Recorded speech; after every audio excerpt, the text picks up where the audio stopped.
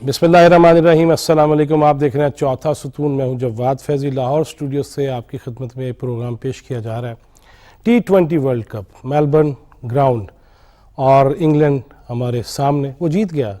खेल में हार जीत होती रहती है और यही इस खेल का ख़ासा है कि एक टीम ही जीतेगी, एक टीम रह जाएगी। लेकिन हम दिलों पे लगा लेते हैं। सवालात बहुत हैं कि ट्रेनिंग के लिए हम करते क्या हैं। और गुज़िश्ता दिनों हमारे ही प्रोग्राम में वफाकी वज़ीर बराए खेल थे, तो वो कह रहे थे कि पीसीबी के चेयरमैन ने अपने लिए 14 करोड़ की बुलेट प्रूफ गाड़ी ख़रीदी। दूसरे मुल्कों की टीम्स को बुलाया जाता है कि कोई ख़तरा नहीं है, ख़ुद बुलेट प्रूफ में रहना। कुछ मामलात ऐसे भी होने चाहिए जो ज़ेर बहस आने चाहिए। बहरहाल खिलाड़ियों को दाद भी देनी चाहिए और थोड़ा सा ट्रेनिंग पे ज़ोर भी देना चाहिए। इसके साथ साथ बात करेंगे लाहौर में बैठ के कि लाहौर से शुरू होने वाला लॉन्ग मार्च कई जाने ले गया। अब क्या चाहिए, हम चाहते क्या है। और जब जब मुल्क की मईशत का पहिया तेज़ी से घूमने वाला होता है तब तक ही क्यों कोई साजिश होती है। जो आए हैं वो अमरीकी साजिश के तहत आए हैं, लेकिन जब जब चाइना और पाकिस्तान के मामलात को हम रोकते हैं वो कौन सी साजिश है, किसकी साजिश है, इस पर भी बात करेंगे। इसके साथ साथ ये बात भी करेंगे कि आखिरकार चीफ ऑफ आर्मी स्टाफ की तकर्री जो आइन के अंदर है, एक मुजव्वज़ा तरीका है, उसके मुताबिक होती है, उसको भी मुतनाज़ा बना देना। इतनी शहादतें हमने दी दहशत गर्दी के ख़िलाफ़, लेकिन हम मोराल अगर खुदा न खास्ता डाउन करेंगे। मैंने पहले भी कहा था, मैं मेरे बच्चे भी हाज़िर इस मुल्क के लिए, इसके दिफा के लिए, मीडिया वाले भी, हम भी इसी मुल्क के हैं और हम भी शहरी हैं। हमें शायद ज़्यादा बातों का पता है, हमें शायद ज़्यादा एहसास है, लिहाजा हम उसका इजहार भी खुल के करते हैं। इसी पे बात करेंगे। लाहौर से मैंने जय्यद सहाफ़ियों को, सीनियर जर्नलिस्ट को आज ज़हमत दी है। जनाब अमीन हफीज़ किसी तारीफ़ के मोहताज नहीं, बहुत शुक्रिया आपके आने का। ब्रदर सलमान गनी साहब, बहुत शुक्रिया सलमान गनी साहब आपके आने का। और जनाब doctor Tanveer Qasim, thank you very much आपकी तशरीफ़ लाने का। अमीन हफीज़ साहब, पहले ज़रा क्रिकेट पे शुरू हो जाएँ। हल्ला गुल्ला बड़ा था, बल्कि आज तो मैंने ये देखा है कि पाकिस्तानी फ्लैग से और उसके साथ इंडियन फ्लैग भी एक दो जुड़े हुए थे कि साउथ एशियन बात आ गई ना। लेकिन हमें इसको बहुत दिल पे लेना चाहिए, हार्ट अटैक तो नहीं होना चाहिए था। देखिए जी, खेल को खेल ही लेना चाहिए। और आपने कहा कि एक ही ने जीतना है ना, तो एक ही ने जीतना था। इस दफा हमारी जो भी कारकर्दगी रही सारी कौम जानती है, टीवी पे देखने वाले सारे लोग जानते हैं कि माहौल भी साजगार था, सारे हालात वाकयात भी टीम के साथ थे और अल्लाह ताला की तरफ से अवाम के जो हाथ उठाए हुए थे, अल्लाह ताला से बराह रास्त डायरेक्ट दुआएं, अपने लिए मांगे ना मांगे, टीम और वतन के लिए इतनी ज्यादा दुआएं मांगी कि ऊपर से चिट भी आ गई कि यार बस करें, बहुत दुआएं हो गई, आपके साथ खड़े, टीम के साथ भी खड़े हैं। लेकिन अल्लाह मियां भी कहता है कि आप भी मेहनत करें, आप भी अच्छी परफॉर्मेंस दिखाएं। जो मेरे हाथ को देख देना तो काफी, फिर उसमें मतलब उसमें और ज्यादा बेहतरी हो जाएगी। तो हमारी क्रिकेट टीम को दुआओं ने, लोगों की प्यार ने, लोगों की मोहब्बत ने सेमीफाइनल तक पहुंचाया। उन्होंने वहां हल्का सा धिक्का लगाया तो फाइनल तक पहुंच गए। अब उसके बाद अगर आप रट्टा लगाने के आदी हैं, अब अगर आप कुरैशी गैस पेपर के 9 सवाल ही याद करने के आदी हैं, आप पूरी किताब पढ़ते ही नहीं, वो हाथ बल के बनाने के आदी, वो हाथ ही बनाते हैं वो जो सवाल के।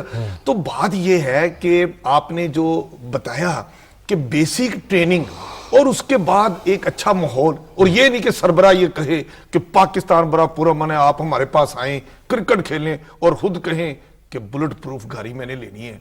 तो बात सुनिए, अगर आप सिर्फ आसाइशों की तरफ ही जाएंगे तो आप फिर नीचे क्या काम करेंगे और टीम क्या काम करेगी। तो यही बातें होती हैं। तो बहरहाल सलमान खान साहब, हार जीत जिस तरह बात हुई, इसके अलावा भी तो कौमी खेल तो हॉकी है और दीगर आप देख रहे हैं कि जितने भी स्कूल्स हैं, इवन मदारस भी हों, क्या स्टूडेंट्स को, तलबा और तालबात को हम गैर निसाबी सरगर्मियों में कोई ऐसा मौका फराम कर रहे हैं, ग्राउंड्स फराम कर रहे हैं, और क्या ये होना नहीं चाहिए, मशरूत नहीं कर देना चाहिए? देखिए फैज साहब, बड़ा वैलिड क्वेश्चन है आपका। हम लोग जब पढ़ते थे तो हमारे यहाँ गेमों के हवाले से, खेलों के हवाले से एक भरपूर जज्बा कॉलेज और स्कूलों में नज़र आता था। वो अब चीज़ तो नहीं है, लेकिन जब भी मैच होता है और ख़ास तौर पे क्रिकेट मैच या हॉकी मैच, फाइनल सेमीफाइनल में पाकिस्तान खेल रहा होता है, तो आज की सूरत हाल में जब एक हम समझते हैं कि इंतशार और खलफशार कौम बनी नजर आती है। आज भी मैं देख रहा था कि चूंकि मैच था تو اس وقت کوئی آپ کے درمیان سیاسی تفرقہ کوئی کچھ نہیں ہوتا، تو پاکستانی قوم کی طرح آپ اس گیم میں مگن ہوتے ہیں، اور یہ پاکستانیوں کو داد دینی چاہیے. وہ ہار بھی ہضم کرتے ہیں، لیکن جب فیصل صاحب مقابلہ انڈیا سے ہوتا ہے نا، وہ تو ایک جذبہ ہی نرالا ہے. Yes. بات یہ کہ ہم انگلینڈ سے ضرور ہار گئے ہیں، لیکن ہم ان سے جیتے ہیں. تو بات یہ کہ ہمیں یہ جو جذبہ ولولہ قائم رکھنا چاہیے. اور کھیلوں کے بارے میں چونکہ میں خود اسپورٹس مین رہا ہوں کہ خوبی دکھا کے کھیل میں فتح شکست بھول جا. اور آپ نے جو ایک نشاندہی کی ہے نا، جو بلٹ پروف گاڑی کی، دیکھیں جب آپ کی اپنی عزت داؤ پہ لگی ہو نا، پھر اپنے لیے اس طرح کی چیزوں کی بجائے اگر آپ کھلاڑیوں پہ محنت کریں تو یہ قوم جو ہے، وہ جو اقبال نے کہا تھا نا، محبت مجھے ان جوانوں سے ہے ستاروں پہ جو ڈالتے ہیں کمند. آپ ذرا پاکستان کی نوجوان نسل پہ، کھلاڑیوں پہ اعتماد تو کر کے دیکھیں، وہ آپ کو نیچے نہیں لگنے دیں گے. یس ڈاکٹر تنویر قاسم صاحب. بھائی صاحب، عربی کا ایک مقولہ ہے کہ من جدہ وجدہ، جس نے کوشش کی اس نے پا لیا. انگلینڈ کی ٹیم اچھی کھیلی، ہمیں اس چیز کا اعتراف کرنا چاہیے. پاکستان ٹیم بھی کوئی کم اچھا نہیں کھیلی، کم بیک کیا. ایک وقت تھا کہ ہم بھول گئے تھے کہ ہم سیمی فائنل میں جائیں گے یا فائنل میں جائیں گے. دوسرا ایک ٹرینڈ میں نے دیکھا سوشل میڈیا پہ دعاؤں کا، کہ کرکٹ ٹیم کے لوگ بھی دعائیں مانگ رہے ہیں، قوم بھی دعائیں مانگ رہی ہے. اچھی بات ہے، دعائیں مانگنی چاہیے، لیکن یہ دنیا اسباب کی دنیا ہے. اور پھر یہ بھی یاد رکھنا چاہیے کہ انگلینڈ کی ٹیم کے اندر بھی مسلمان کھلاڑی ہیں، وہ بھی دعائیں کریں، اسی اللہ سے دعائیں مانگ رہے ہیں. ان کا بھی اللہ وہی ہے جو ہمارا اللہ ہے. وہ اللہ بھی پریشان ہو جاتے ہیں، وہ دعائیں ادھر سے بھی آ رہی ہیں، ادھر سے بھی آ رہی ہیں، میں نے کس کا ساتھ دیا؟ لہذا بات یہ ہے کہ جس طرح آپ نے اپنے انٹرو میں کہا کہ ہار جیت جو ہے وہ کھیل کا حصہ ہے. بات یہ ہے کہ ہماری جو قوم ہے نا، اصل میں ان کا جو ایک ٹیمپرامنٹ ہے، وہ جس طرح کا ہمارا کلچر ہے یا جس طرح کا ایک پولیٹیکل آج کل ایک عدم برداشت والا ماحول ہے، اس میں ہم اپنے آپ کو شکست یا ایک ہار کے مائنڈ کے اوپر ہم آتے ہی نہیں. ہم کہتے ہیں ہم نے بس چھین لینا ہے، ہم نے یہ چیز حاصل کر لینی ہے، ہر حربہ اختیار کرنا ہے اس چیز کو حاصل کرنے کے لیے. تو مینٹلی ہمیں اس بات پہ بھی پریپیئر ہونا چاہیے کہ شکست بھی ہو سکتی ہے، ہار بھی ہو سکتی ہے. ضروری نہیں ہے کہ آپ نے فتح ہی حاصل کرنی ہے. اور دوسرا جو میدان میں کھلاڑی ہے وہ بھی گھر سے کھیلنے کے لیے آیا ہے. جو ہارتا نہیں جانتا وہ جیتتا نہیں.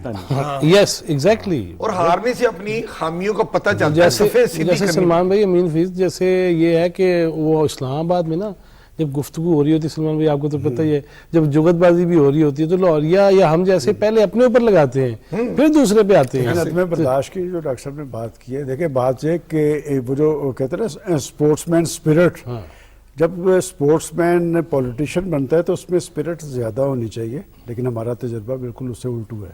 اور اسپرٹ زخمالی زیادہ ہو جاتے پھر بنے گا. امین فیض صاحب، یہ جو ابھی ڈاکٹر صاحب نے جس طرح بات کی، سلمان بھائی نے بھی یہ کہا کہ جس مغرب کو سب سے زیادہ جانتے ہیں جناب عالی مرتبت قبلہ عمران خان صاحب، وہاں کے کھیل کے میدان انہوں نے بھی سجائے، اور وہ بڑے وثوق سے بھی کہتے ہیں، فخریہ بھی کہتے ہیں میں سب سے زیادہ جانتا ہوں، کمی کوئی نہیں تھی. یہاں آ کے وہ برداشت کیوں نہیں؟ اب آپ نے دیکھا کہ لاشیں بھی گر گئیں. ہماری ایک رپورٹر بھی، میں لاہور میں بیٹھ کے ضرور ذکر کروں گا صدف کا، اب میرے ساتھ بھی وہ اسسٹ کرتی رہی ہے. وہ واقعتاً ایک محنتی لڑکی تھی، خاتون تھی، صحافی تھی. لیکن دیگر چیزیں بھی ہوئیں. پھر ہم نے یہ دیکھا کہ جہاں جہاں جو واقعہ ہوتا ہے اس کی تحقیقات ہوتی ہیں، وہ ٹریلر روکے جاتے ہیں، ایف آئی آر درج ہوتی ہے، معائنہ ہوتا ہے، ملاحظہ ہوتا ہے، پھر اس کے مطابق رپورٹ بنتی ہے. یہ نہیں ہم نے دیکھا. اس لیے نہیں دیکھا کہ کنٹینر سے اترنے کے بعد زخمی کو سرکاری ہاسپٹل میں جانا چاہیے تھا، زخمی کو میڈیکل رپورٹ وہاں پر بنانی چاہیے تھی، زخموں کا جو نوعیت ہے اس پہ میڈیکل ڈاکٹر جو ہے وہ MLC کاٹتا ہے وہ ہونی چاہیے تھی. وہ تو ماشاءاللہ وہاں سے کنٹینر سے اترے، پجاروں میں بیٹھے، اتنا لمبا سفر طے کر کے لاہور آئے، اپنے من پسند اپنے مینوفیکچرنگ ہاسپٹل کے اندر گئے، اور وہاں پر خوبصورت ماحول میں اپنی مرضی کی رپورٹیں بنی، اپنی مرضی کا علاج ہوا. نکلا کیا؟ چتریں دو چھوٹی چھوٹی، وہ جو پنجابی میں ہم لوریے کہتے ہیں نا، گولی اتنی خوبصورت گولی بنی، دنیا پریشان ہو گئی، پوری دنیا. ایسی گولی لگی کہ جو جا کے آگے 3 4 5 پیسز میں ہو گئی. جیسے شیٹ نہیں تھی، لوہے کی شیٹ، وہ گولی لوہے کی شیٹ بن گئی. ان میں سے 2 شیٹیں छोटी छोटी चिपरें उनको लगी मां बदौलत को, और मां बदौलत ने एक टांग की बजाय दूसरी टांग पर भी प्लस्तर लगा लिया। हालांकि आई सजी सी करके मतलब कभी मैं नहीं नहीं। कहता सज्जी दिखाई खब्बी हुई, खब्बी दिखाई सज्जी हुई। रेस्क्यू जिसने इमीडिएट कंटेनर के ऊपर जनाब इमरान खान साहब को जो इब्तदाई तिब्बी इमदाद दी, उन्होंने कहा जी कोई गोली नहीं लगी। उसने कहा जी उनको कुछ चीजें लगी और लेकिन गोली नहीं लगी, और वो भी एक टांग पे। माशाल्लाह दोनों टांगों पे प्लस्तर हुआ। अब वो कुर्सी पे एक टांग रखते हैं, दूसरी टांग भूल जाते हैं कि ये भी मैंने ऊपर रखनी थी, किसी फोटो में दोनों ऊपर रखी होती हैं। मतलब माशाल्लाह ये अपने हमारे जब कायदीन इस किस्म की हरकतें करेंगे, और फिर जो आपने बताया कि वो बर्दाश्त के खिलाड़ी होने के नाते अमली सियासत में तो वो बर्दाश्त उनमें नजर नहीं आ रही। पूरी कौम कहती है कि इमरान साहब is the best of the best leader. अगर अपने अंदर बर्दाश्त पैदा कर लें, दूसरों को बर्दाश्त करना सीख लें, जिस तरह वो खेल के मैदान में करते थे, ये खूबी ले आए किसी को सुनने की, किसी की मानने की। हर एक बंदा ये कहता है कि ये बंदा क्या बात करी, उनके अपने प्रेसिडेंट ने आप कह दिया कि मैंने कोशिश की, मुफाहमत की, मगर कोई रास्ता नहीं निकला। भी क्यों नहीं निकला? सारी दुनिया जानती है कि वो किसी की सुनता ही नहीं शरीफ आदमी। हाँ जी, सलमान गनी साहब, ये गोली की बात हुई, एक गोली माजी में भी लगी थी हज़रत किबला कादरी साहब की, घूम घूम आके ड्राइंग रूम से होती हुई, तो वो भी लगी थी, सियासी कज़न भी हुए। लेकिन मैं इधर ही आ जाता हूँ हालात हाज़रा पे। सारी चीज़ें हमने देखी, बच्चा भी बर्दाश्त नहीं कर रहा। अब वो जो सोसाइटी के अंदर, हमारे मुआशरे के अंदर जो रुझान पैदा हो गया, और फिर यहाँ तक नहीं बल्कि हम वो बुलंदो बाला चीज़ों तक चले गए। हम उन लोगों का नाम भी ले रहे हैं जो दुश्मनों को भी हिम्मत नहीं हुई नाम लेके। ये इसका क्या नतीजा निकला? देखिए फैज साहब, मैं हमेशा आपके प्रोग्राम में इसलिए आता हूँ कि आपका मसला रेटिंग नहीं होता, आपका प्रोग्राम मकसदियत के साथ मशरूत होता है। और आपने अपने इब्तदाइया में भी जो बात की थी, देखें जो लीडरशिप होती है वो कौमों के अंदर इत्तेहाद और यकजहती का बायस बनती है। लेकिन हमारी कौमी सियासी बदकिस्मती है कि पिछली एक दहाई से मैं देख रहा हूँ कि जो जितना ज़्यादा पढ़ा लिखा है वो एक दूसरे के ख़िलाफ़ इल्ज़ाम तराशी, गाली गलोच। मेरा मसला ये है कि इसका पाकिस्तान की नौजवान नस्ल पे क्या असरात होंगे। देखें लीडरशिप कौमें बनाती हैं। एक लीडर था, इतना क्रेडिबल लीडर इस्लामियान हिंद के अंदर कि इंग्लिश में तकरीर कर रहा है और एक मंचला जो है वो नाच रहा है। उसे किसी ने जाके पूछा कि तकरीर दी समझ भी आ रही है या नहीं, उसने कहा जो बात कह रहा है वो सच कह रहा है। भाई हमारे पास तो जो हमारी असल लीडरशिप थी उसके बारे में भी दुश्मन कहते थे ये सादक और अमीन है। लेकिन बदकिस्मती देखें, आपने जब अपने इब्तदाइये में बात की मईशत की, और आपने एक इशारा दिया चाइना के सदर का, वली अहद पाकिस्तान के अंदर आ रहा है। ये जब मुल्की मईशत की बात होती है तो उसमें सियासत नहीं होती। दुनिया के जमहूरी माशरों में उनकी पार्लियामेंट्स के अंदर जब अहले सियासत सर जोड़ के बैठे होते हैं तो कौम मुतमिन होती है कि ये हमारे बारे में सोच रहे हैं। देखें बात ये कि हम एक तरफ न्यूक्लियर पाकिस्तान है, दूसरी तरफ आप हालत देखें क्या है, इसमें कोई दो राह नहीं। मैं हमेशा कहता हूँ कि जब भी चीन हमारा एक बड़ा गहरा दोस्त है, हर मुश्किल वक्त में इस खित्ते की सियासत में उसने अपना वजन पाकिस्तान के साथ डाला है। उस वक्त भी चीनी प्रेसिडेंट जब पाकिस्तान आ रहे थे तो पाकिस्तान के अंदर धरना सियासत हो रही थी। अब जब पाकिस्तान के प्राइम मिनिस्टर वहाँ गए हैं तो यहाँ पर एक कैफियत आ रही है। वली अहद पाकिस्तान आना चाह रहे थे तो फिर यहाँ पर यह कैफियत आ रही है। क्या हम अपने अंदर कौमी जज्बा और बलबला पैदा नहीं कर सकते? और ये काम, ये लीडरशिप का काम होता है। और यही हमारी सबसे बड़ी बदकिस्मती है कि आज की हमारी लीडरशिप जो है वो कौम को इत्तेहाद और यकजहती का दर्स देने की बजाय ये साबित करने की कोशिश कर रही है कि उनका सियासी मुखालिफ जो है करप्ट है। देखें बात यह कि पाकिस्तान एक ज़िम्मेदार कंट्री है। पाकिस्तान आलम इस्लाम का इसलिए पाकिस्तान को नुमाया मुकाम है कि आप एक न्यूक्लियर पावर हैं, उतना ज़्यादा ये जिम्मेदारी का मुतकाजी है। अब जो कुछ किया जा रहा है, देखें मैं अभी जब मेरे भाई अमीन बात कर रहे थे कि उन पर कातलाना हमला हुआ है, मैं उसे बड़ी संजीदगी से लेता हूँ। मैं उनका कतन कोई ऐसी बात नहीं करना चाहता, इसलिए कि हमने इससे पहले भी लीडरशिप अपनी बेनज़ीर भुट्टो साहब दहशतगर्दी में नजर हुई है, लियाकत अली खान साहब। ये क्या रुझान है? आज अगर इमरान खान पे हमला हुआ है, कल को किसी और पे भी हो सकता है। इसकी संजीदा तहकीकात होनी जरूरी थी। अब बदकिस्मती ये है भाई, आप तहकीकात, सूबों में हुकूमत आपकी है और आपको फेडरल गवर्नमेंट कह रही है 28 अक्टूबर को पंजाब गवर्नमेंट को کہ یہ صورتحال ہے, آپ نے ساری صورتحال میں ممکنہ اقدامات کرنے نہیں ہیں. سلمان صاحب, even D G I S P R نے کھل کے بات کر دی نا اس آپ پہ. کو پنجاب گورنمنٹ کا آپ ذرا بیان اٹھا کے دیکھ لیں. اس حملے سے 3 دن پہلے انہوں نے کہا کہ ہم نے وہ کیا کہتے ہیں بلٹ پروف سیکورٹی اقدامات کیے ہیں. بھائی آپ کی گورنمنٹ ہے, اور پھر آپ یہ کہہ رہے ہیں کہ جی میں پاکستان حکومت ہماری ہے, میری ایف آئی آر نہیں درج ہو رہی. آپ دنیا کو کیا بتا رہے ہیں؟ اور آپ ایک طرف آپ کی صوبوں کے اندر حکومت ہے, اور جن 2 صوبوں کے اندر ان کی حکومتیں ہیں, یہ لانگ مارچ بھی وہیں ہو رہا ہے. یہ آپ ذرا بات کو سمجھنے کہ یہ لانگ مارچ بھی وہیں ہو رہا ہے جہاں ان کی, تاکہ پاکستان کے اندر ایک ایسی کیفیت تاری کی جائے کہ یہاں پر معاشی, کاروباری, تجارتی ایکٹیویٹیز نہ بڑھ سکیں. اور آخری بات میں یہ کہوں گا کہ دیکھیں, بات یہ ہے کہ جب تک پاکستان معاشی حوالے سے مضبوط نہیں ہوگا آپ آگے نہیں جا سکتے. اور اگر آپ پاکستان کی معیشت پہ اثر انداز ہو رہے ہیں تو آپ کی حب الوطنی کے آگے بہت بڑا سوالیہ نشان ہے. سوالیہ نشان. حب الوطنی شطر الایمان, میں ہمیشہ یہ کہتا ہوں, مجھے بہت خوبصورت حدیث رسول مقبول صلی اللہ علیہ وسلم. ریاست مدینہ بنانے والے بھی اس حدیث کو نہیں جان رہے, نہیں دیکھ رہے. تنویر قاسم صاحب. فیض صاحب, بات یہ ہے, ہمیشہ سے ہم نے دیکھا ہے پاکستان کی تاریخ میں, یہ جو سیاسی تناؤ ہوتا ہے اس میں کوئی ایک فریق لازمی بیچ میں ایک صلح کا کردار ادا کرتا ہے. ٹھیک ہے, مذاکرات ہوتے ہیں, بیک ڈور چینلز پہ لوگ کام کرتے ہیں, وہ ایک وسیع تر مفاد, ایک وسیع تر کینوس ہوتا ہے ان کا, یار گفتگو کے ذریعے مسئلے کا حل تلاش کیا جائے. اب صدر صاحب کل گورنر ہاؤس میں میڈیا کے ساتھ گفتگو کرتے ہوئے انہوں نے کچھ باتیں اس طرح کی کیں جیسے کہ تاثر اس کا یہ تھا کہ ابھی تک بیک ڈور چینلز پہ کوئی بات چیت چل رہی ہے. میں سمجھتا ہوں کہ اس سیاسی ہیجانی کیفیت میں ایسے کردار اور ایسے افراد لازمی بیچ میں آنے چاہیے. آخر ملک ہمارا ہے, ریاست ہماری ہے, فوج ہماری ہے, ادارے ہمارے ہیں, یہ قوم ہماری ہے. یہ آج جو نوجوان نسل جو اس وقت جس ڈگر پہ گامزن ہے اور سوشل میڈیا کے جو ٹرینڈز ہیں, یہ کیا بتا رہے ہیں, ہم اخلاقی طور پر ہم کہاں سٹینڈ کر رہے ہیں. جو ساری چیزوں کو سامنے رکھتے ہوئے ایسے کرداروں کی حوصلہ افزائی کرنی چاہیے جو بیچ بچاؤ کا راستہ تلاش کرتے ہیں اور صلح کی سوچ رکھتے ہیں.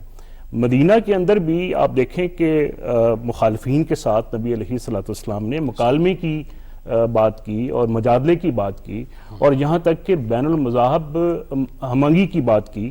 اگر ہم غیر مسلموں کے ساتھ ہمانگی کی بات کرتے ہیں تو بین الممالک کے ساتھ ساتھ, بین المسالک کے ساتھ ساتھ جماعتوں کے درمیان جو ایک تناؤ ہے اس کے لیے بھی ہمیں کوئی سنجیدگی کے ساتھ بیٹھ کے بات کرنی چاہیے کہ ہم اس ملک کو کہاں لے کے جانا چاہ رہے ہیں. دائیں طرف سے بائیں طرف سے ہمارے جو دشمن ہیں, جو تاغ لگا کے بیٹھے ہوئے ہیں, جو چاہتے ہیں کہ ہم معاشی طور پر, سیاسی طور پر کمزور ہوں اور ہم پاکستان کو نقصان بلکہ ہمارے ادارے کمزور ہوں. دیکھیں انڈیا کے اندر جس طرح ڈھول بجائے گئے ہیں, یہ تو بڑا اہم, بڑا کلیئر ثبوت ہے کہ وہ کہہ رہے ہیں بھی 10 سال ان کو ہی رکھیں تاکہ ہمارا کام رہے ہی نہ کوئی ایکسپوز کرنے. انہوں نے کوئی کام جہاں چھوڑا تھا ہم وہ پورا کر رہے ہیں. ڈاکٹر صاحب, امین حفیظ صاحب, اتنی سنجیدہ گفتگو میں سرا تو بات ہو گئی کہ خان صاحب کو ڈائلاگ, وزیر اعظم نے بھی یہ بات کہی, جس طرح سلمان غنی صاحب نے کہا کہ ہم نے بھی اپنے تئیں ہر شخصیت نے اس پہ افسوس کا اظہار کیا. اس حملے کو تحقیقات تو ہونی چاہیے, لیکن جو نظر آ رہا ہے اس پہ یہ افسوسناک ہے اور سب کو افسوس ہے, مذمت بھی ہونی چاہیے.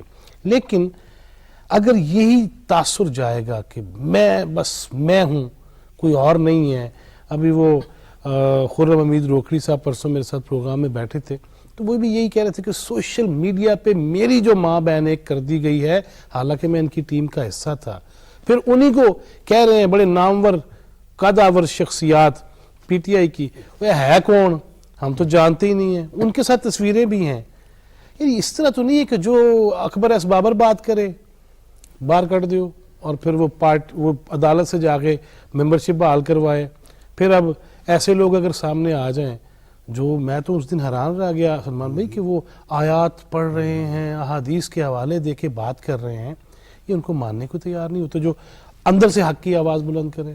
میں آپ کو ایک بات بتاؤں جوال بھائی, سیاست جو ہے نا یہ بہت خوبصورت جو ہے نا, یہ آپ اس کو کہہ سکتے ہیں یہ پروفیشن ہے.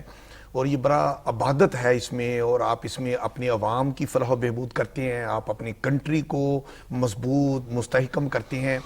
ہمیں بچپن میں جب ہم شروع میں صحافت کے شعبہ میں آئے، ہمیں یہ سکھایا اور بتایا گیا ہمارے سینئرز نے کہ آپ کوئی ایسی بات نہ لکھیں نہ بولیں جو جس کو لے کے آپ کا دشمن آپ کو دنیا میں ذلیل کر دے اور آپ کو کمزور کر دے۔ آپ نے وہ بات نہیں کرنی۔ آج دیکھیں جب یہ ساری بات یہاں پر ہمارے ماشاءاللہ عمران خان صاحب جو ایکٹیو رول پلے کرتے ہیں، جو وہ بتاتے ہیں، اس کو ہمارا دشمن جس طرح اپنے ٹی وی چینلز میں ہیڈ لائن میں لیتا ہے، کسی ماضی میں ہمارے لیڈر کو اس طرح نہیں لیا گیا۔ کیوں لیا جا رہا ہے؟ کہ وہ ایسی باتیں کر رہے ہیں جو میں سمجھتا ہوں کہ وسیع تر ملکی مفاد میں وہ باتیں نہیں ہیں۔ ہمارے اداروں کے بارے میں اس طرح کا لب و لہجہ نام لے کے، ماضی میں بھی ایک ٹی وی چینل نے نام لے کے کہا تھا کہ فائر اس نے مارا یا مروایا، پھر مطلب یہ چیزیں مناسب نہیں ہوتی۔ آپ پھر آج بھی وہی باتیں کہہ رہے ہیں، وہ فلانا انہوں نے ان کی منشا پر مجھے یہ فائر لگا۔ کہنے والا کہتا ہے جی میں نے تو موٹر سائیکل ادھر کھڑی کی تھی، 20,000 روپے کا پستول لیا تھا، اور وہ میں یوں آیا اور میں نے یوں کیا اور میں نے یوں فائر مارا۔ ابھی تک پولیس اور اس کی جو ملزم ہے جو موقع پہ گرفتار ہوا ہے، اس کی آگے پیچھے سارے لوگوں کو حراست میں لے کے لوکل ایجنسیوں نے اس کو انویسٹیگیٹ کر لیا ہے۔ میں یہ نہیں کہتا کہ فائر نہیں لگا، فائر ہوا، فائر لگا، لیکن بات یہ ہے اس کا ابھی تک کہیں سے کسی کے ساتھ کوئی لنک، اس کے تمام موبائل، اس کی تمام ایکٹیویٹیز، اس کی ساری سرگرمیاں، اس کے ماں باپ بہن بھائی، جن جن لوگوں سے ساتھ وہ پستول لینے اور گولی چلانے تک ملا، کوئی لنک نہیں ملا۔ اور آپ کی سوئی وہیں اڑی ہوئی ہے کہ نہیں یہ پرچے میں نام درج کریں حساس ادارے کے اس سینئر آفیسر کا اور اسی نے مروایا مجھے۔ ایسا نہیں ہوتا۔ آپ کے پاس بھائی کوئی ثبوت نہیں ہے، کتنے دن ہو گئے؟ نہ کریں اس طرح کی گفتگو جس سے آپ اپنے اداروں اور اداروں کے سینئر آفیسرز کے خلاف پوری دنیا میں لوگوں کو موقع دے رہے ہیں کہ بات کریں۔ ہے ثبوت تو لے آئیں۔ اچھا سلمان بھائی، جن آفیسر کا نام لیا جا رہا ہے اسی حوالے سے روکڑی صاحب کہہ رہے ہیں کہ انہوں نے تو ملواندہ رہے ہیں وہاں، یا انہی کے ساتھ تو مذاکرات تھے، تو یہ کیا ہے؟ ایک طرف فیض صاحب یہ جن بیانات کا ذکر ابھی امین صاحب کر رہے ہیں کہ وہ کیسے کیسے بیانات دے رہے ہیں، آپ ہمیں بڑے ٹھنڈے دل سے ذرا غور کرنا چاہیے کہ وہ یہ بیانات کیوں دے رہے ہیں۔ دیکھیں، جب آپ حکومت میں رہتے ہیں اور حکومت سے نکل جاتے ہیں یا نکال دیے جاتے ہیں، یہ کوئی نئی بات نہیں ہے۔ اس سے پہلے بھی بے نظیر بھٹو صاحبہ کو بھی نکال دیا گیا، نواز شریف کبھی یہ طرز عمل کیوں اختیار نہیں کیا ہے، اس کی وجہ میں آپ کو بتاتا ہوں۔ دیکھیں، آپ 3.5 سال پاکستان کی مسند اقتدار پہ رہے، آپ پاکستانی قوم کو بتاتے رہے کہ 1 پیج قائم ہے، اور میں مسلسل کہا کرتا تھا کہ یہ 1 پیج پاکستان کے اندر سیاسی اور اقتصادی استحکام کا ذریعہ بننا چاہیے، کہ پاکستان کے اندر گورننس کے خواب کو حقیقت، عام آدمی کی حالت زار میں بہتری، پاکستان کی معاشی ترقی۔ کیا وجہ تھی کہ آپ 3.5 سال مسند اقتدار پہ رہے اور روز کھڑے ہو کے آپ نے اپنے سیاسی مخالفین کے خلاف گالی گلوچ کی؟ بات یہ کہ وہ جو کہا جاتا ہے نا کہ تو ادھر ادھر کی نہ بات کر، یہ بتا کہ قافلہ کیوں لٹا، ہمیں راہزنوں سے غرض نہیں، تیری راہبری کا سوال ہے۔ آپ نے 2-3 دفعہ اشارہ کیا ہمارے ہمسایہ ملک کی طرف کہ ان کے میڈیا نے کیا کیا۔ میں آپ کو قسماً اور حلفاً کہتا ہوں کہ مجھے تو بہت شرم آئی، اس لیے کہ جس ادارے کو وہ ٹارگٹ کر رہے تھے ان کی جرت نہیں ہے، وہ اس ادارے کا نام لیتے تھے، ان کی ٹانگیں کانپتی تھی، وہ دنیا کی ایک بہترین ایجنسی قرار پاتی ہے۔ آپ ان کو ٹارگٹ کس کے کہنے پہ کر رہے ہیں، کیوں کر رہے ہیں؟ اس کے پیچھے کوئی ایجنڈا ہے۔ دیکھیں، میں بڑا کلیئر آپ کو بتا رہا ہوں، جب بھائی فوج کے سیاسی رول سے آپ کو بھی ریزرویشن ہوگی، مجھے بھی ہوگی، لیکن انہوں نے مان بھی لیا کہ ہوئی ہے۔ فوج اور 22 کروڑ عوام کا ایک غیر اعلانیہ اتحاد قائم تھا، ہے اور رہے گا، اور آپ اس پہ اثر انداز ہونے کی کوشش کر رہے ہیں۔ میں یہاں پر جنرل حمید گل کا حوالہ دوں گا، آپ کو بھی یاد ہوگا، وہ شخص آج سے 15 سال پہلے کہا کرتا تھا کہ جن طاقتوں نے پاکستان کو غیر مستحکم کرنا ہے وہ سب سے پہلے فوج اور قوم کے درمیان فاصلہ پیدا کریں گی، الرٹ رہیں اس سے۔ آج کیا کیا جا رہا ہے؟ بھائی آپ ان کو کہہ رہے ہیں جن پہ مجھے یہ گلا ہے کہ آپ ان کو اس طریقے سے لا کے مسند اقتدار پہ بٹھایا کہ سب کو پتا ہے کہ 2018 میں کس طرح آپ کو مسلط کیا گیا۔ आप अब उनको टारगेट करके किन की खिदमत कर रहे हैं, और ये पाकिस्तान के अंदर एक सूरत-ए-हाल तारी करने की जो उन्होंने कोशिश की है, उनका ये मज़मूम एजेंडा कामयाब नहीं होगा। अब बात यह कि उनके पास बताने के लिए है क्या। देखें, जब नवाज शरीफ है, आप 100 गिले कर सकते हैं। मैं जानता हूं पर्सनली कि जब इंडिया ने एटमी धमाके किए, मेरा उनके साथ राब्ता था। मैं आपको वसूख से बता रहा हूं कि आपको याद है उन्होंने एक मशक शुरू की थी कि मैं लोगों से टेलीफोन कॉल्स पर पूछूंगा। मुझे आज भी ये याद है कि मैं किस जगह पे मौजूद था, उनकी कॉल आई कि हाँ सलमान साहब आपकी क्या राय है। मैंने कहा जिस शख्स से मैं बात कर रहा हूं उसने ये धमाके जरूर करने हैं, आप इसके लिए फजा तारी करें। ये क्रेडिट आप उससे छीन सकते हैं, इसलिए वो बात करता है ना कि मैंने ये अपने इक़्तिदार कुर्बान किया, इतने अरब डॉलर की पेशकश कर रहे थे लेकिन हमने पाकिस्तान को न्यूक्लियर पावर बनाया। अब आ जाए दूसरा प्राइम मिनिस्टर, भाई उसने, मुझे पता है कि 18 घंटे की लोड शेडिंग थी और वो दिन रात उसने बिजली के कारखाने लगाए चाइना की मदद से। वो चाइना का, वो आज चाइना मैं खुद विटनेस हूं, आपको पता है कि मैं कहां से कहां गया। इसलिए कि उनके पास बताने के लिए कुछ है। ये मासूफ मैं 10 दफा कह चुका हूं, कोई साहब हमें ये बता दें कि भाई आपका 3.5 साल के अंदर कोई ऐसा कारनामा, आपके आने के बाद मैं आपको चैलेंज करता हूं, मैं आपके नाज़रीन को चैलेंज करता हूं कि 3.5 साल में 73 साल एक साइड पर रख लें कि अशियाई ज़रूरियात की कीमतें जहां खड़ी थी, इनके 3.5 साल के अंदर हर चीज़ की कीमत दुगनी हुई। मैं ये नहीं कहता कि इस हुकूमत के दौर में कोई महंगाई में कमी आ गई। बात है कि आपने पाकिस्तान की मईशत को गिरवी रखा IMF के पास, आपको कोई पूछने वाला पाकिस्तान के अंदर नहीं है। आप रोज़ एक नया इशू इसलिए खड़ा करते हैं ताकि आपकी हुकूमत की तरफ किसी का ध्यान ना जाए, आपको ये बताना पड़ेगा। और ये जो मकबूलियत का बुखार है, ये 8 से 6 माह पहले याद है आपको टिकट किसकी बिकती थी? ये बात पीपल्स पार्टी के लोगों ने की जाके मरियम नवाज के पास, जब सेनेट का इलेक्शन था। ये मैं आपको एक इन्फॉर्मेशन दे रहा हूँ, यूसुफ रज़ा गिलानी और मखदूम अहमद महमूद, उन्होंने कहा जी ये लोग अपनी पार्टी से फेडअप हैं, मरियम साहिबा अगर आप इनको कॉल कर दें ये हमें वोट देंगी। इसीलिए ये लफ्ज़ आया था कि जी नून लीग की टिकट बिकती है। तो आज ये जो आप मकबूलियत का गुब्बारा है, ये मकबूलियत हमेशा गुब्बारे की मानंद होती है। आप जरा इलेक्शन का बिगल बच लेने दें, फिर पता चल जाएगा। और अगर आपको कौम आपकी तायीद और हमायत करती है तो बड़ी अच्छी बात है। देखें जमहूरी तर्ज़ अमल यही है, लेकिन ये नहीं होगा कि आप पाकिस्तान के अंदर फस क्रिएट करें, पाकिस्तान के अदारों को टारगेट करें और दुनिया के अंदर पाकिस्तान का तमाशा लगाने की कोशिश करेंगे। ये सिलसिला नहीं चलना चाहिए। डॉक्टर तनवीर कासिम साहब, मैं जिस तरह सलमान भाई ने कहा, मैं चाइना से एंटर होता हूँ और मैं गवादर के गहरे पानियों तक जाता हूँ। मैं वहाँ खड़े होकर जब प्रोग्राम कर रहा होता हूँ तो मैं देखता हूँ कि दुनिया की दूसरी और तीसरी का उस वक्त मैच पड़ा हुआ था कि सबसे गहरी बंदरगाह गवादर। उसके बाद 3.5-4 साल वो ड्रिजिंग ही नहीं हुई, उसको साफ ही नहीं किया गया। एक तो ये, दूसरी जानब जिस तरह बात हुई इलेक्शन का बगल बजेगा तो फिर क्या होगा यार, सलाम मुतासरीन को तो हम नहीं भूल सकते। मैं गुज़िश्ता हफ्ते सराजुल हक साहब ने डिप्लोमेट्स को एक टी पे बुलाया था और अपनी अलखिदमत के मामलात, अपने 15 अरब रुपया, तो वो मुझे अमीरुल अजीम साहब भी थे, बलोई साहब भी, आसिफ लुकमान काजी साहब ने मुझे कॉल की कि यार आपको मिलके काजी साहब की भी यादें ताज़ा हो जाती हैं तो आइएगा। वो तो इस तरफ जुटे हुए हैं, उधर आप टेलीथोन करते हैं और बहुत सारे अरब रुपए की बात करते हैं। बस छड़ दिए सलाम मुतासरीन हालत है। बहुत अच्छा पॉइंट आपने रेज़ किया है। देखें बात यह है कि शख्सी तनाव होता है, अफराद के साथ इख्तलाफ राय भी होता है।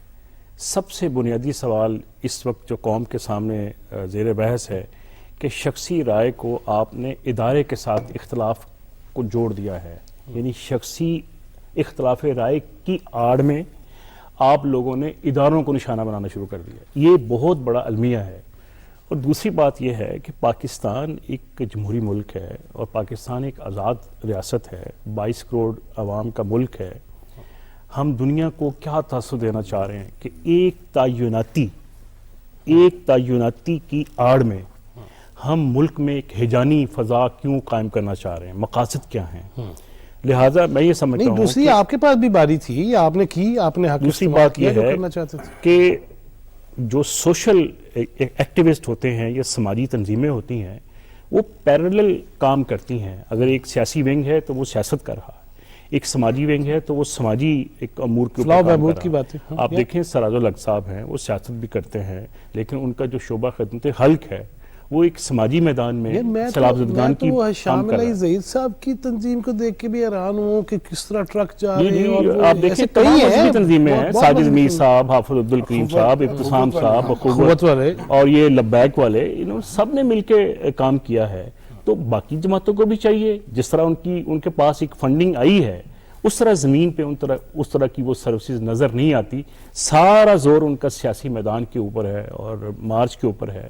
تو لہذا جو حقیقی عوام کے مسائل ہیں، اس کو جس پہ ان کی اسپیشلٹی ہے، وہ یہ سمجھتے ہیں کہ ہم نے بڑے کام کیے ہیں، بڑے ہاسپٹل حالانکہ ان کا تو اصل تو مشہوری ان کو- تو یہی ہے ان کو تو کہ کم از کم ہاسپٹل ویسے اور ویسے بھی ان کو ڈاکٹر فرنٹ صاحب لائن کی پہ ہونا بات ہے چاہیے کہ تھا۔ اگر عمران خان صاحب اپنے جو بنیادی ان کی پہچان رہی ہے، جو انہوں نے ہاسپٹل بنایا، جو انہوں نے تعلیمی ادارے بنائے، عمران خان صاحب اگر سیلاب کو کیچ کرتے تو زیادہ ان کی پاپولیرٹی میں اضافہ ہونا تھا، لیکن ان کو تو صرف اسلام آباد نظر آتا ہے، ڈوبے ہوئے لوگ شاید نظر نہیں آتے، اور یہی وجہ۔ تو یہ دیکھیں، یہ ایک اجتماعی ذمہ داری ہے، اس میں تمام سیاستدانوں کو سنجیدگی کے ساتھ سوچنا چاہیے، اور جو اہل قلم جو صحافت کے لوگ ہیں ان کے اوپر بھی بڑی ذمہ داری ہے کہ وہ اصل عوام کے ایشوز کو ہائی لائٹ کریں۔ بدقسمتی ہوتی کیا ہے کہ دو جماعتوں کے درمیان اگر سیاسی تناؤ پیدا ہو گیا ہے تو عوام کے جو اصل مسائل ہیں وہ نظر انداز ہو جاتے ہیں، اور اس وقت سیلاب زدگان، سردی کا موسم آ گیا، ان کو شدید ضرورت ہے سردیوں کے کپڑوں کی، رضائیوں کی، کمبل کی، اور میں یہ سمجھتا ہوں کہ اس وقت جو سب سے زیادہ پرائیویٹ جو آرگنائزیشنز ہیں، جس طرح ہم نے پہلے بات کی، این جی اوز ہمیں نظر آتی ہیں، بدقسمتی سے بڑی سیاسی جماعتوں کے جو سماجی ایک امور کے حوالے سے ونگ ہیں وہ ہمیں نظر نہیں آتے۔ نہیں دیکھیں، اس میں یہ دیکھ رہا ہوں کہ مراد علی شاہ وزیر اعلیٰ سندھ، میری بات بھی ہوئی تو انہوں نے کہا نہیں، میں ابھی سیاست پہ کوئی بات ہی نہیں کرنا چاہتا، میرا سب سے اہم اور نمبر 1 پرائورٹی جو ہے وہ سلامت۔ شکار بھی سب سے زیادہ ہوئے ہیں وہ، اور اس طرح شہباز شریف صاحب بھی دیکھا صبح یہاں ہے، بیرون ملک جاتے ہوئے بھی جا رہے ہیں، آ رہے ہیں، 100 گھروں کا میں خود وہ پورا پروجیکٹ بنا کے آیا ہوں۔ تھوڑا سا میں اس میں کوئی شک نہیں کہ پرائم منسٹر صاحب گئے ہیں، اگر ہماری سیلاب کی صورتحال کو جو عالمی حیثیت دی ہے نا، وہ آپ کے یو این کے سیکرٹری جنرل کا دورہ ہے، اور آپ ذرا ان کے ریمارکس دیکھیں، اس نے کہا کہ اگر میں سیلاب زدہ علاقوں میں نہ جاتا تو میں یہ بات دنیا کو نہیں بتا سکتا تھا کہ وہاں پر کتنی تباہی ہو گئی۔ انہوں نے انٹرنیشنلائز کیا اس ایشو کو، اور میں بڑے افسوس سے یہ بات کہتا ہوں کہ اس صورتحال پہ بھی پاکستان کے اندر سیاست ہوئی ہے، اور یہ بات درست کہہ رہے ہیں، وہاں پر لاکھوں لوگ بیٹھے ہیں، وہ آپ کے منتظر ہے، خوراک کے، ادویات کے، خیموں کے، گرم کپڑوں کے، کسی کا اس طرف دھیان نہیں ہے۔ اور میں سمجھتا ہوں کہ اگر آپ واقعتاً پاکستان کے اندر خدمت کی سیاست کرتے ہیں تو ساری پولیٹیکل پارٹیز جائیں، جا کے وہاں پر بتائیں لوگوں کو کہ جی ہمارے آپ کی فرض خدمت کے لیے فرض ہے۔ آپ تو اسلام آباد کا رخ کر رہے ہیں۔ دیکھیں، ہمارا بڑا سیاسی المیہ یہ ہے کہ ہم اسلام آباد تک پہنچنا چاہتے ہیں، اور مسند اقتدار پہ پہنچنے کے بعد یہ بھول جاتے ہیں کہ ہم نے طاقت کہاں سے لی تھی۔ طاقت تو آپ کو عوام نے، دیکھیں جب ہم ڈکٹیٹرشپ کا کہتے ہیں تو ڈکٹیٹرشپ اپنی جن کی وجہ سے وہ آئے ہوتے ہیں نا، ان کے مفادات کو دیکھتے ہیں۔ جب آپ پاکستان کی عوام کی تائید اور حمایت سے آتے ہیں تو کم از کم آپ اپنے آپ کو جواب دہ تو بنائیں نا ان کے سامنے، ان کی حالت زار میں بھی بہتری آنی چاہیے۔ آپ کے سارے معاملات چلتے، آپ کی سیکورٹی پہ روزمرہ بنیادوں پہ کروڑوں روپے خرچ ہو رہا ہے، اس کے لیے کون جواب دہ ہے؟ کیا پاکستان کے سیاستدان اس حد تک انسیف ہے؟ اور آپ جو کو پاکستان کے اندر ایک کیفیت طاری کرنا چاہتے ہیں، ایک بات ہم سب کے لیے بھی ویسے لمحہ فکری ہے، وہ جو انٹرنیشنل میڈیا نے ان کے ساتھ انٹرویوز کیے ہیں، اس نے کیا کہا اس خاتون نے، جس کو آج یہاں پر پاکستانی سوشل میڈیا پہ ٹارگٹ، اس نے ایک کویسچن کیا، اس نے کہا مجھے اس بات سے غرض نہیں ہے، مجھے صرف یہ بتائیں کہ آپ جن 3 لوگوں کا نام لے رہے ہیں آپ کے پاس کوئی ثبوت ہے؟ وہ آگے سے ہمارے عمران خان صاحب کہہ رہے ہیں میں آپ کو سیاسی تاریخ، اس نے کہا نہیں، مجھے آپ بتائیں کہ آپ نے 3 لوگوں کے بارے میں جو الزام لگایا آپ کے پاس کوئی ثبوت ہے؟ وہ اوائڈ کر گئے اس بات سے۔ امین حفیظ صاحب، اس پہ آتے سلمان غنی صاحب نے جس طرح بھی فرمایا یہ کہ سیکرٹری جنرل اقوام متحدہ انطونیو گوتریس وہ جب آئے، خود دیکھا، آپ دیدہ ہوئے، جا کے ہر پلیٹ فارم پہ انہوں نے بات کی، اور انہوں نے یہاں تک کہا کہ امداد نہیں، انصاف کرو پاکستان کے ساتھ۔ اسی وقت جس طرف اشارہ کیا، اسی طرف ہندوستان کے کچھ علاقوں میں ماضی میں آنے والے امدادی تھیلوں کو دکانوں پہ رکھ کے وہاں کی بات یہاں ڈال دی گئی، اور 1000 سے زیادہ دفعہ ٹیگ کیا گیا سیکرٹری جنرل یو این کو کہ دیکھیں آپ کی امداد جو آئی ہے وہ بک رہی ہے یہاں پہ۔ یار سوشل میڈیا کی طرف بھی تھوڑا سا آ جائیں، ہم نے اخبارات، الیکٹرانک میڈیا، اب آپ ہیرو ہیں سوشل میڈیا کے بھی ماشاءاللہ، یہ کتنا فرق ہے؟ ہم جرنلسٹ ہیں، ہم تو وہاں بیٹھ کے بھی ذمہ داری کا مظاہرہ کریں گے، لیکن یہ جو مادر پدر آزادی ہے اس کا کیا کرنا جواد ہے؟ بھائی ایک بات بتاؤں، یہ سوشل میڈیا چلانے والا برا نہیں ہے، سوشل میڈیا چلانے والا بھی اکثریت ان میں بڑے ذمہ دار لوگ ہیں، لیکن جب سوشل میڈیا چلانے والا یا جس کے پاس سبسکرائبرز زیادہ ہیں، ملینز میں جس کے سبسکرائبرز ہیں، وہ اگر کسی کا ایجنٹ بن جائے تو پھر تو وہ ایجنٹ پرنٹ والا بھی بن سکتا ہے، الیکٹرانک میڈیا والا بھی بن سکتا ہے۔ سوشل میڈیا کا جب کسی کا ایجنٹ بنتا ہے تو بڑا خطرناک ہو جاتا ہے۔ اس کی وجہ جب وہ اخبار کا کوئی صحافی کسی کا ایجنٹ بنتا ہے نا، تو اس کے اوپر پوری ایک چین ہے، وہ اس کو بریک کرنا اس کے لیے آسان نہیں ہوتا۔ ٹی وی کا اگر کوئی صحافی کسی کا ایجنٹ بن جائے تو وہ اپنی بات اس طرح نہیں پہنچا سکتا کہ اس کے اوپر ایڈیٹر بیٹھا ہے، اس کے اوپر مطلب پالیسی میکرز بیٹھے ہیں، اس کے اوپر مالک بیٹھا ہے، مشکل ہے۔ سوشل میڈیا ون مین شو، بڑا آسان ہے، وہ بلایا، چائے پلائی، نیچے سے گاڑی دی، ادھر سے پاکٹ بھر کے بھیجی، اور وہ ایسا حرکتیں کرتا ہے کہ جس سے پھر ہمیں ٹی وی جب انڈیا کے دیکھتے ہیں تو ہمیں رونا آتا ہے۔ بات یہ ہے کہ سوشل میڈیا کو اتنی ذمہ داری دکھانی چاہیے جتنی ذمہ داری وہ اپنے گھر کی حفاظت کرتا ہے، اور اس کی بات کوئی باہر نہیں جانے دیتا، اور اپنے گھر میں لڑائی ہو جائے تو فوراً اٹھ کے دروازے کھڑکیاں بند کرتا ہے کہ ہمسایہ بھی ہماری گھر کی بات نہ سنیں، اور جب پاکستان کی بات ہو تو آپ دروازے بھی کھول دیتے ہیں بلکہ توڑ دیتے ہیں کہ سنو دیکھو، شرم آنی چاہیے۔ کھڑکی توڑ رش لے لیا غلط بات ہے، غلط بات ہے، جو کوئی بھی کرتا ہے غلط بات کرتا ہے۔ پاکستان کے خلاف جو پاکستان کے اندر کی اختلافات کی بات باہر پہنچاتا ہے، سبب بنتا ہے، شٹ اپ اس کو میں بلکہ الٹا لٹکانا چاہیے۔ میں بلکہ ایک ویڈیو ہمارے اندر کی کالی بیڑ ہے نا، بات یہ کہ ہم تو مادر پدر آزادی کے خلاف ہیں۔ دیکھیں آپ اور میں جس مکتبہ فکر سے تعلق رکھتے ہیں، ہماری صحافت تو پاکستان کے ساتھ مشروط ہے۔ ہم جس آزادی صحافت کی بات کرتے ہیں ان میں اداروں کی عزت و تکریم ہے، اس میں جمہوریت اور جمہوری عمل ہے، اس میں لوگوں کے حقوق کی حفاظت ہے۔